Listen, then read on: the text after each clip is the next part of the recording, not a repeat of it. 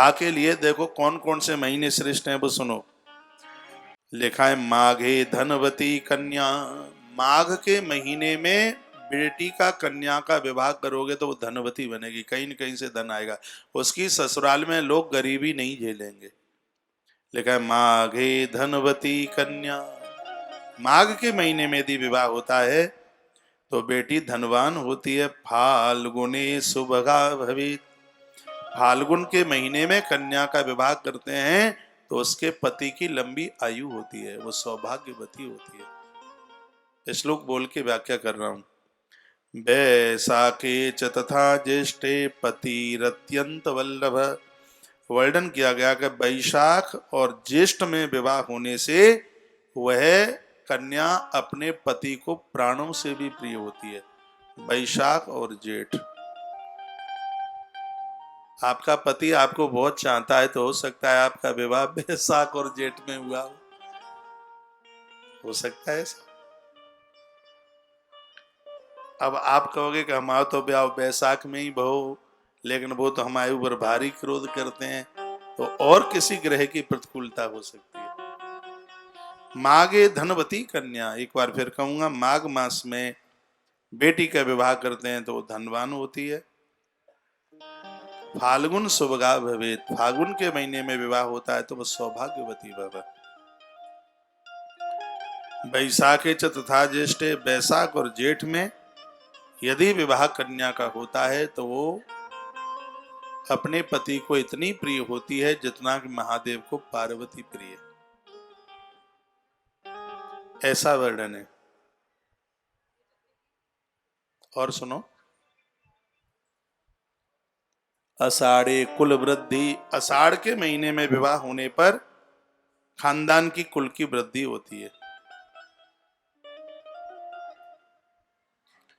Again के महीने को भी शुभ बताया गया है।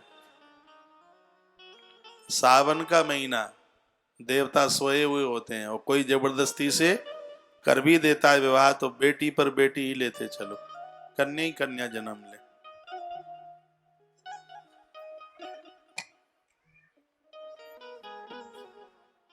देवता सो जाएं तो फिर अपने हिंदू सनातन में तो देवताओं के जगने के बाद ही विवाह शुरू होते हैं, तो देव उठनी हरि प्रबोधनी एकादशी से ही फिर विवाह आरंभ होते हैं। तो बड़ा अच्छा वर्णन किया, आषाढ़े कुल वृद्धिम, आषाढ़ तक ही विवाह होते हैं। उसके बाद में तो फिर कह दिया है अन्यांदे माशाश वर्जिता, कार्तिक का महीना भी विवाह के लिए ज्यादा शुभ नहीं है। ये तो अनसूजते होते हैं, जिनको बनता नहीं है उनको देव उठनी पर कर दो उनका। अगेन का महीना शुभ है, फूंस तो बिल्कुल ही नहीं है इसमें। माघ का महीना बढ़िया है, फागुन का महीना बढ़िया है, चैत भी बढ़िया नहीं है। बैसाख का बढ़िया, बहुत बढ़िया, बैसाख का महीना बहुत बढ़िया है, जेठ का महीना बहुत बढ़िया और आषाढ़ का महीना बहुत बढ़िया है। ये विवाह के लिए इन मासों को बहुत अच्छा कहा गया है। जहां तक हो कोशिश तो इन्हीं महीनों में करें, अच्छा वर्णन किया गया। कुछ तिथि और वार वर्जित हैं, इन तिथि बार में बच्चों का विवाह न करें। अमावस्या च रिक्ता च वार वेला च जन्मभूमि, अमावस्या को विवाह नहीं, फेरे अमावस्या को न पड़े, अमावस मना किया। अमावस्या च रिक्ता च वार वेला च जन्मभूमि, गंडांतम क्रूर वारा च वर्जनीया प्रियतनता, अमावस्या के लिए मना किया। 14 चौथ और नौमी ये रिक्ता तिथि है, ये तो ना बने आफत है तभी है, नहीं तो विवाह वर्जित लिख लो। अमावस्या, चौथ, नौम और नौमी और 14 इनको रिक्ता तिथि कहते हैं।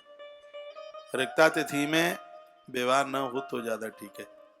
रिक्ता तिथि में चौथ, नौमी और 14। अमावस्या, जन्म का नक्षत्र रविवार और शनिवार और मंगलवार ये विवाह के लिए कभी भी शुभ नहीं हो सकते। लेकिन बड़े बड़े शहरों में विवाह रविवार को, संडे को ही होते हैं, छुट्टी का दिन है, सब आ जाएंगे।